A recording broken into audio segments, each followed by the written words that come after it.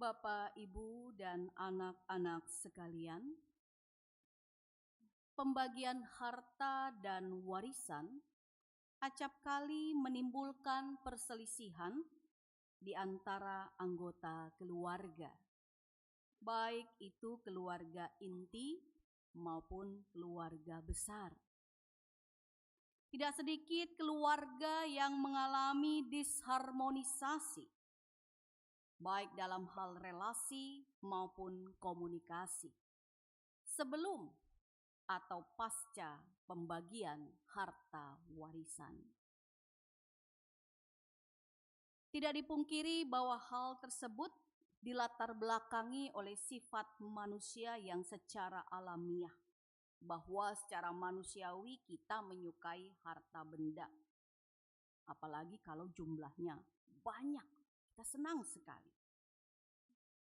Kita ingin memiliki banyak kepunyaan dalam hidup kita. Pertanyaannya adalah, apakah kita boleh memiliki harta benda yang banyak? Jawabannya, boleh saja. Sebab harta kekayaan juga merupakan salah satu berkat yang diperoleh manusia daripada Tuhan. Baik itu berdasarkan warisan keluarga, atau mungkin itu berdasarkan segala upaya jerih payah kita yang sungguh-sungguh kerja keras. Tapi di sini ada tapinya.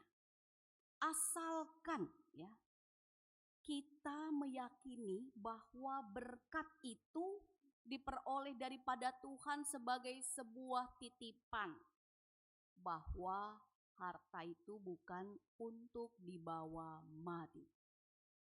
Harta itu adalah sebuah pemberian untuk dibagikan kepada sesama yang membutuhkan bagi kemuliaan Tuhan. Yang artinya kita tidak boleh menguasainya seorang diri atau hanya untuk keperluan kepentingan kita dalam satu kelompok. Dalam hal ini firman Tuhan mengingatkan kita ketika Tuhan memberikan kepercayaan untuk memperoleh kelimpahan rejeki dalam rupa harta, benda, dan kekayaan yang secara material. Kita diingatkan untuk tidak menggantungkan seluruh harta kekayaan kita, seluruh kehidupan kita pada harta kekayaan itu, tetapi sepenuhnya bergantung kepada Tuhan, Sang Pemberi kehidupan. Injil Lukas pasal 12 secara garis besar mau menegaskan mengenai kesetiaan kepada Tuhan. Umat setia kepada Tuhan menjelang hari kedatangannya, bahwa dalam segala dimensi kehidupannya, termasuk manusia yang memiliki harta, hendaknya ingat, satu waktu semua itu akan ditinggalkan dan semua akan kembali kepada Tuhan. Dan Tuhan bagi orang percaya itu adalah harta kekayaan kita. Dia adalah sumber segala berkat, sumber segala kasih karunia yang memungkinkan kita hidup dan menikmati seluruh yang kita kerjakan. Nah, saudara-saudara, bagi orang Yahudi persoalan kepemilikan harta memang menjadi sesuatu yang penting. Yang mungkin bagi kita orang Indonesia dengan suku-suku budaya tertentu juga menjadi sesuatu yang penting. Bagi orang Yahudi persoalan kepemilikan harta ini salah satunya juga perlu ada aturan, yaitu dalam hal pengaturan pembagian harta warisan. Dan memang menurut aturan Taurat, dalam hukum Taurat, ya, sulung laki-laki dia mendapatkan yang lebih banyak dibandingkan saudara-saudaranya yang lain. Bahkan sempat terjadi sebuah persoalan, kalau tidak ada anak laki-laki, bagaimana harta ini akan diwariskan kepada siapa?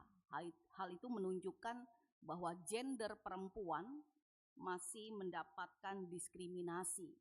Tapi kemudian ada juga diatur bahwa tetap kepada anak perempuan karena mereka adalah generasi penerus dari sebuah kaum keluarga. Nah, saudara-saudara, di sini kita melihat bagaimana Yesus memberikan sudut pandang yang berbeda dari pikiran orang-orang Yahudi tentang kepemilikan harta. Kalau kita lihat dalam bacaan yang tadi disebutkan, bahwa ketika Yesus sedang mengajar orang banyak, datanglah seorang dari antara mereka kepada Yesus. Dia menyebut Yesus guru. Guru, katakanlah kepada saudaraku, supaya ia berbagi warisan dengan aku. Dalam percakapan itu tidak dijelaskan secara detail siapa orang yang bertanya kepada Yesus itu. Kita hanya mengetahui bahwa orang yang bertanya itu memiliki saudara. Dan tampaknya mereka sedang bermasalah mengenai warisan keluarga. Dan dalam percakapan itu juga diketahui bahwa orang yang bertanya itu tampaknya yang lebih muda usianya. Sehingga menarik di sini dia menyebut Yesus sebagai guru dan seakan-akan menyuruh Yesus, katakanlah kepada saudaraku supaya ia berbagi warisan dengan aku, yang artinya saudaranya itu mungkin yang lebih berkuasa, yang sulung, sehingga diingatkan untuk memperhatikan saudaranya yang lain. Tapi apa yang Yesus katakan kepada orang itu? Dalam ayat 14, Yesus berkata kepadanya, saudara, siapakah yang telah mengangkat aku menjadi hakim atau penengah atas kamu? Yesus menolak secara tegas untuk menjadi pengantara atau menjadi hakim dalam persoalan yang dihadapi orang itu. Karena bagi Yesus, ya, kalau kita lihat di ayat-ayat berikutnya, bagi Yesus warisan harta bukanlah sesuatu yang utama. Makanya di sini Yesus memberikan sebuah penolakan dengan kata-kata yang cukup tajam. Dan Yesus memperlihatkan bahwa dia tidak memberikan dukungan untuk menjadi penengah yang berkaitan dengan harta materi yang bisa membuat orang cekcok, berkelahi, dan akhirnya mereka terlibat dalam pertikaian. Nah, di dalam bacaan kita selanjutnya, ayat 15, kata Yesus kepada mereka, berjaga-jagalah dan waspadalah terhadap segala ketamakan. Sebab walaupun seorang berlimpah-limpah hartanya, hidupnya tidaklah berasal dari kekayaannya itu.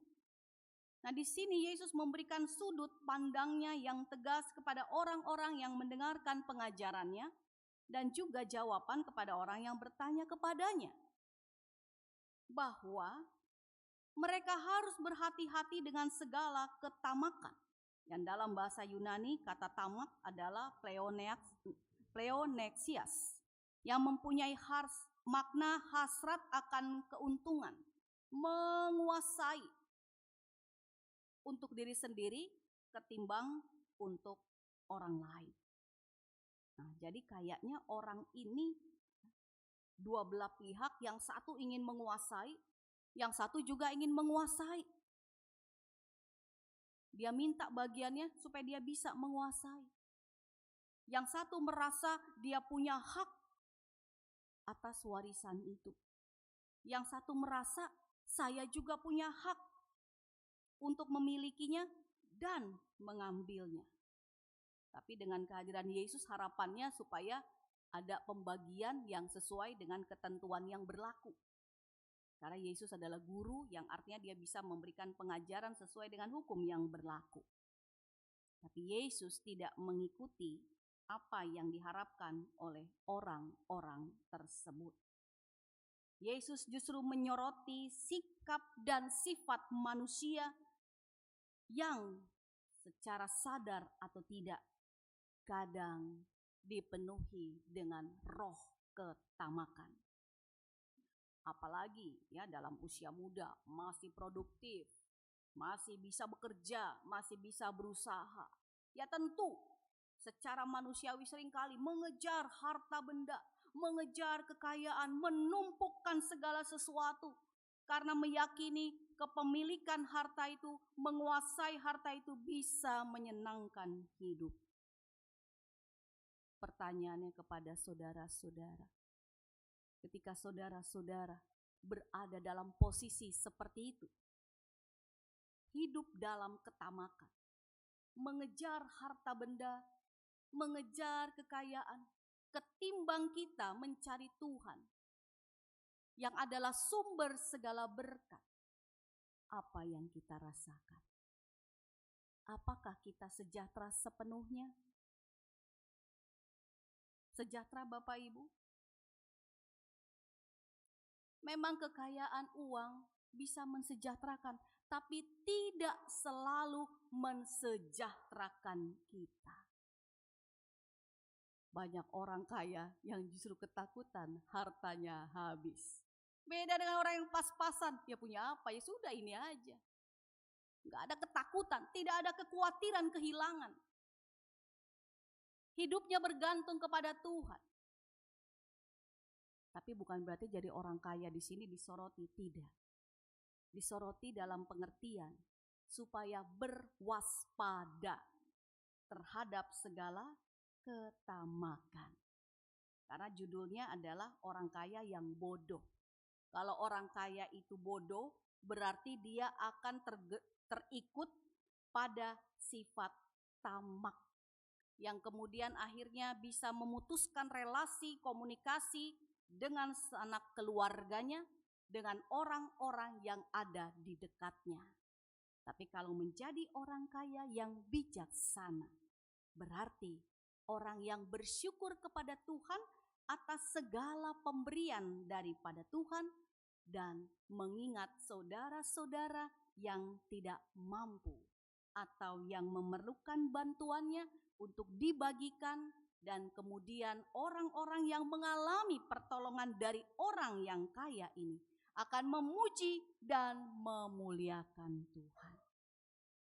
Sehingga kasih karunia Allah dialami si orang kaya yang bijaksana itu, dan juga dialami oleh orang-orang yang membutuhkan pertolongan, dan mereka juga mengalami kasih karunia Allah. Nah, ibu bapak, saudara-saudara, dan anak-anak sekalian, Yesus di sini menyoroti justru kepada hidup, bicara tentang hidup. Bahwa hidup manusia tidak bergantung kepada kekayaannya, tidak bergantung kepada kekuatannya, pada apa yang ia miliki.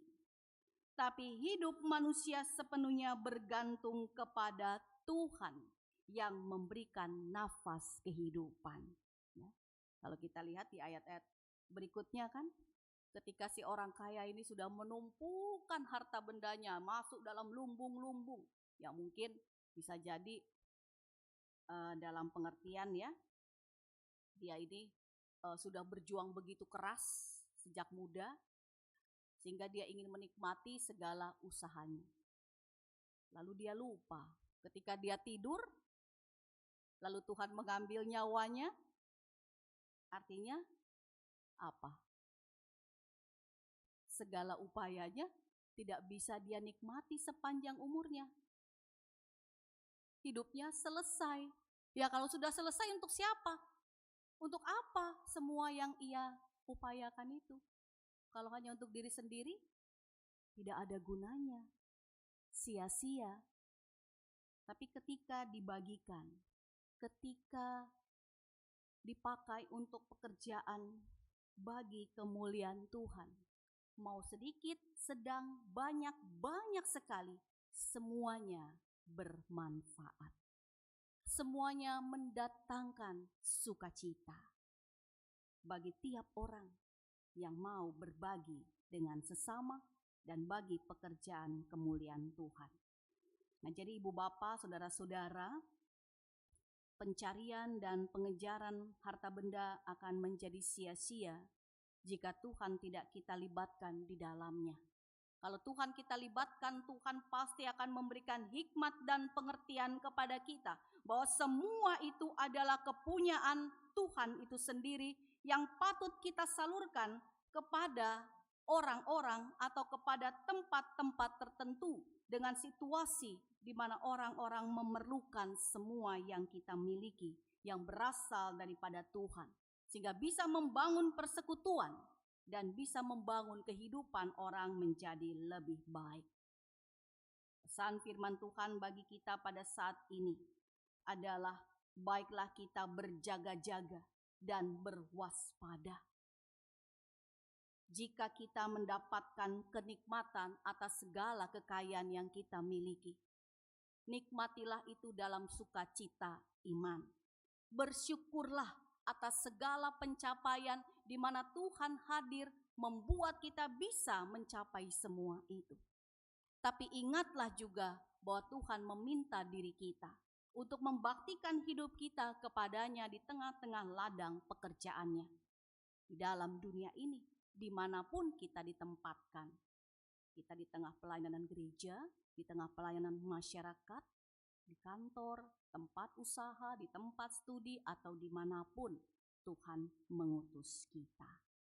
Dan yang terakhir adalah sepanjang 2 minggu terakhir ini kita telah diterangi oleh firman Tuhan, belajar dari tokoh Alkitab Yusuf, belajar dari jemaat teladan yang ada di Makedonia dan juga dari Korintus, bahwa mereka semua mau menjadi orang-orang yang dipakai oleh Tuhan menyalurkan apa yang menjadi kepunyaan mereka bagi mereka yang sedang dalam kekurangan.